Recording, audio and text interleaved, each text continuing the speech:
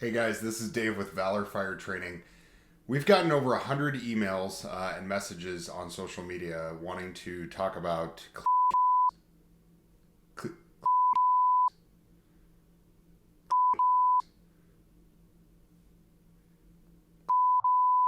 What the?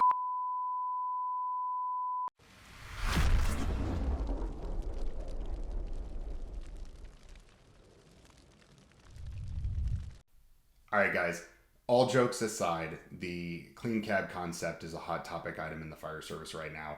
We've gotten over 100 messages on social media wanting us to talk about this, so I just wanted to hit a couple points. We're not going to be able to fix the clean cab debate today, and I don't think there's any one person that can do that. But here's kind of my opinion. So a lot of people ask me, "Hey Dave, do you agree with this concept of clean cabs?" And the answer is yes, I do.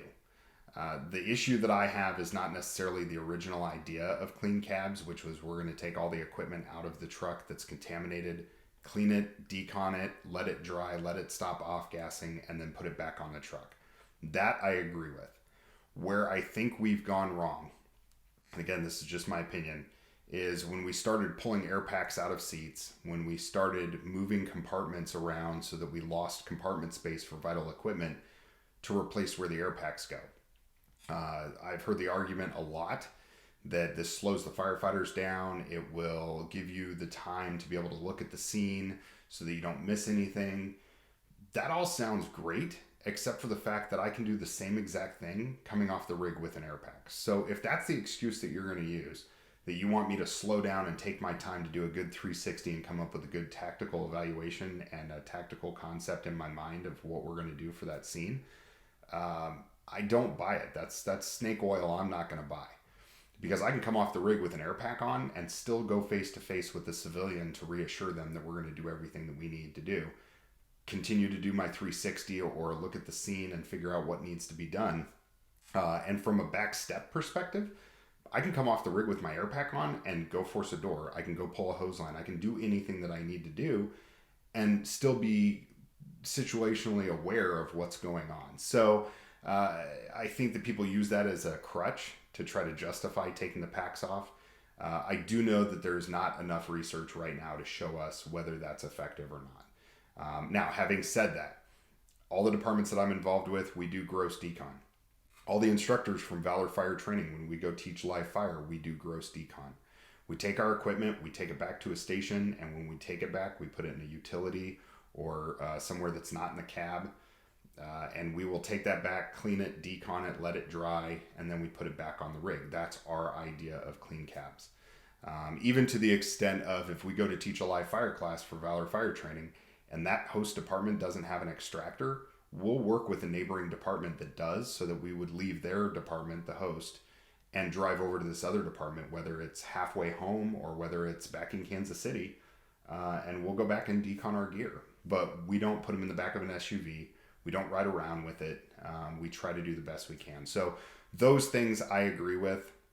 The idea of manufacturers trying to make a buck, I got to be honest with you, they've been doing that forever.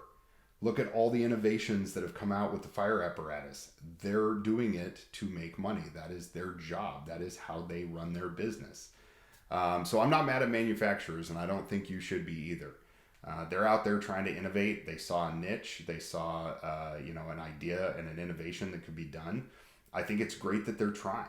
But again, that snake oil you're not going to get me sold on, is that taking that stuff out of the truck and putting it in a compartment is going to be any better for us in the long run when, and I have to say when, the caveat to that is you still have ticks, you still have portable radios, you still have equipment, you still have other things that are in that cab.